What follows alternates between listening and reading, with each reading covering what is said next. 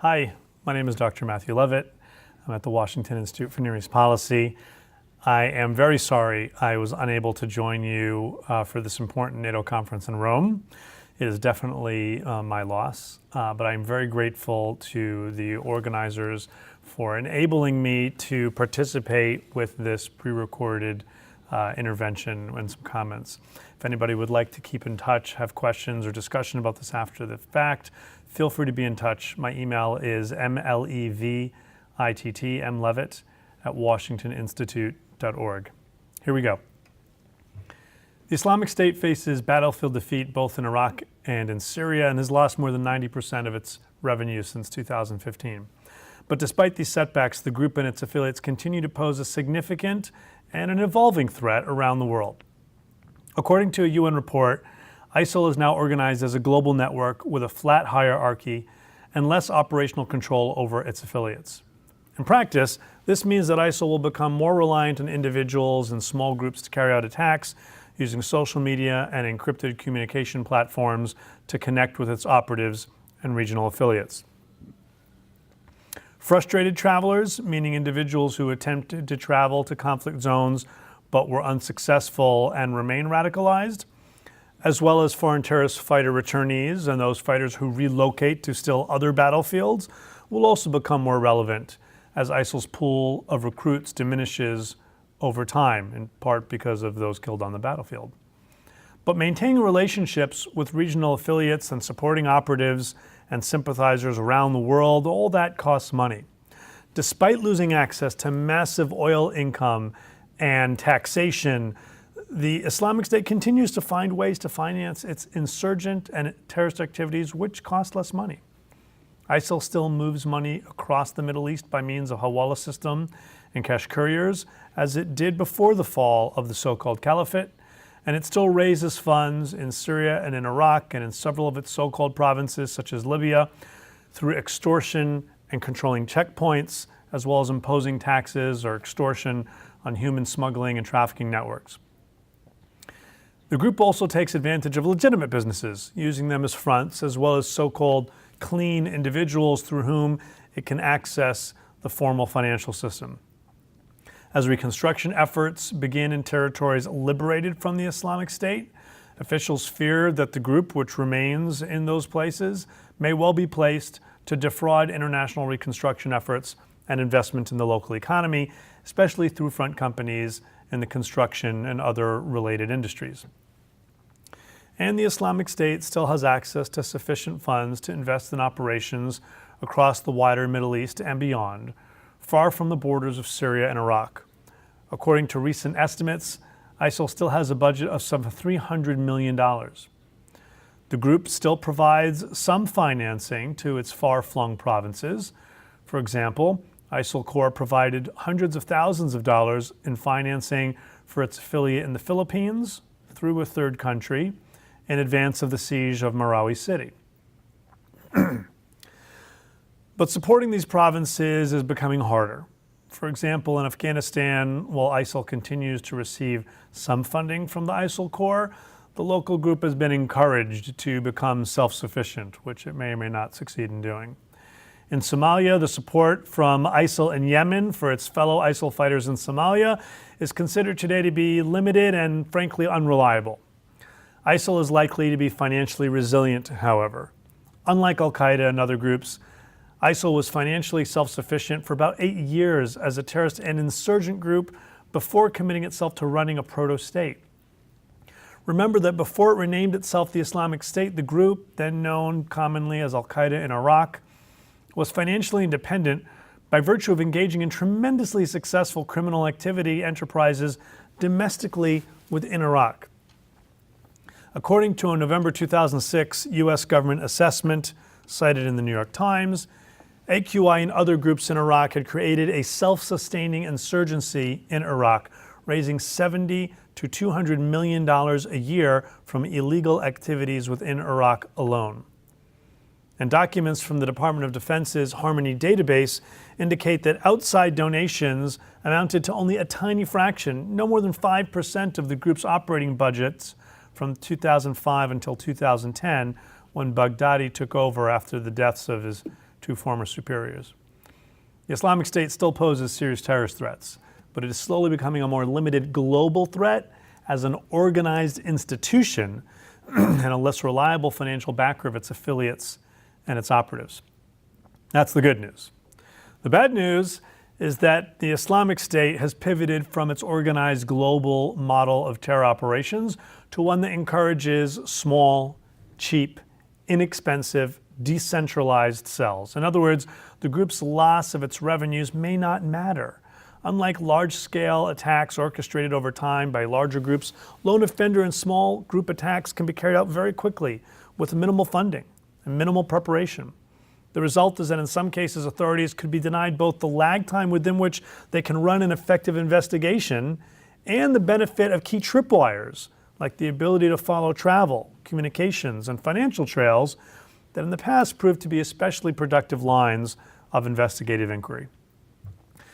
Terrorist attacks carried out by lone offenders or small groups are on the rise, especially coming on the heels of explicit calls by both the Islamic State and Al-Qaeda leaders for like-minded followers to carry out attacks in their home countries. That's not new. ISIL has been pushing the lone offender theme for years now, and it understands that these present real challenges for intelligence and law enforcement.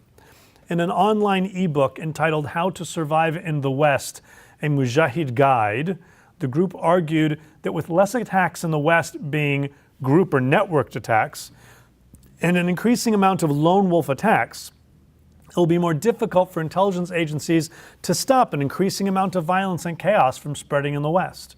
They understand the problems that we're facing. The terrorist threat from lone offenders or small groups is also magnified by the phenomenon of returning foreign terrorist fighters. Many of these battle-hardened fighters will move on to other battlefronts. Some will die fighting. Others may return home disgruntled or disillusioned by what they saw in Syria and Iraq and prove no threat at home. But some will. And these could either act on their own or recruit a small group to carry out an attack with them.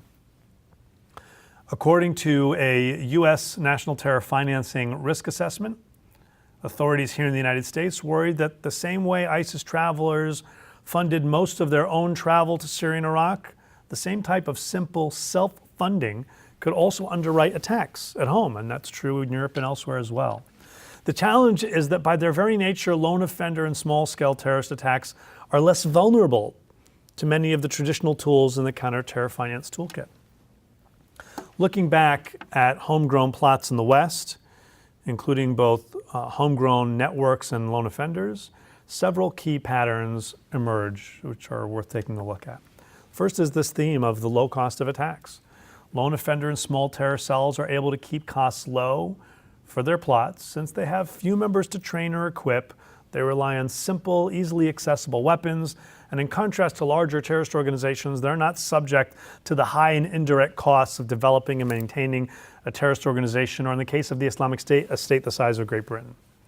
Today, knives and cars are two of the most commonly used weapons in small-scale attacks. Both are unsophisticated, readily available, and often involve no costs at all, since they're already in the possession of the attackers. Another theme is self-financing.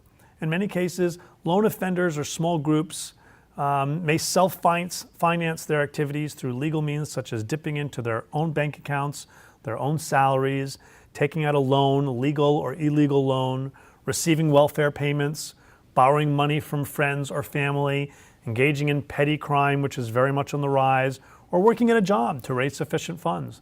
They also generate funding through all kinds of other illegal activities.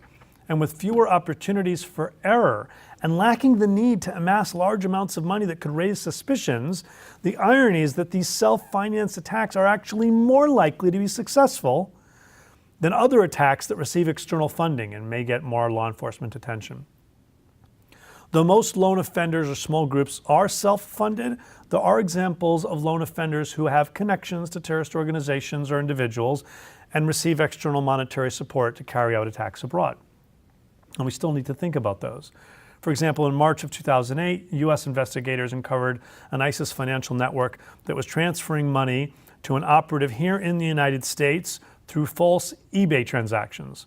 The recipient, Mohammed al-Shinawi, pretended to sell printers on eBay as a cover for the payments he was receiving through PayPal and Western Union for what authorities here believe were operational purposes here in the United States. And I think we also need to think a little bit about transfer methods. According to UN reporting, ISIL Corps has sent money to places where it does not normally have affiliates in an attempt to prepare for its eventual military defeat in Syria and Iraq. In other words, not only has ISIL been preparing to move funds to its other provinces, it's also been preparing and moving funds to other places where newly inspired followers or returning foreign terrorist fighters could then use ISIL funds to carry out attacks. Australian officials are similarly concerned. According to an Australian government report, regional authorities are concerned by funds flowing into the region to support local terrorism networks. The report notes that given only that small sums are required to stage a deadly attack, even modest amounts of funding from foreign terrorist groups could pose a significant risk to the region's security. The fact that ISIL doesn't have so much money may not matter. Countering homegrown financing poses real challenges.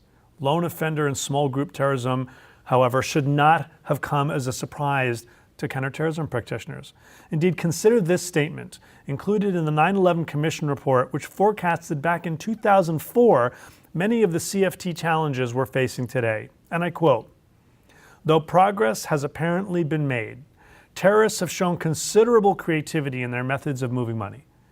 If Al-Qaeda is replaced by smaller, decentralized terrorist groups, the premise behind the government's efforts that terrorists need a financial support network may become outdated. Moreover, some terrorist operations do not rely on outside sources of money and may now be self-funding, either through legitimate employment or low-level criminal activity." That's the quote from the 9/11 Commission. So we have many, many challenges, but we also have many opportunities, whether it's working more closely with the private sector, whether it is leveraging IP addresses for all the many types of transactions that are now happening through your cell phone and through other types of modern banking, formal and informal, that happen through the internet. There are more opportunities that we have, but we have to recognize that we are facing two distinct types of threats now. One, a continued Islamic State insurgent threat in the region that will destabilize the region and could therefore be further destabilizing still, and an largely inspired and perhaps somewhat foreign-directed terrorist threat attack abroad to the West and elsewhere as well. And the latter is going to be very difficult for us to deal with from a counterterror finance perspective, because so many of the traditional toolkits we've built are simply no longer relevant. I really appreciate the flexibility that you've shown and the ability for me to be able to contribute a little bit to this important conference through these prepared remarks. I wish I could be there for the conversation. I welcome you to reach out to me through the internet, through email, and again, thank you very much.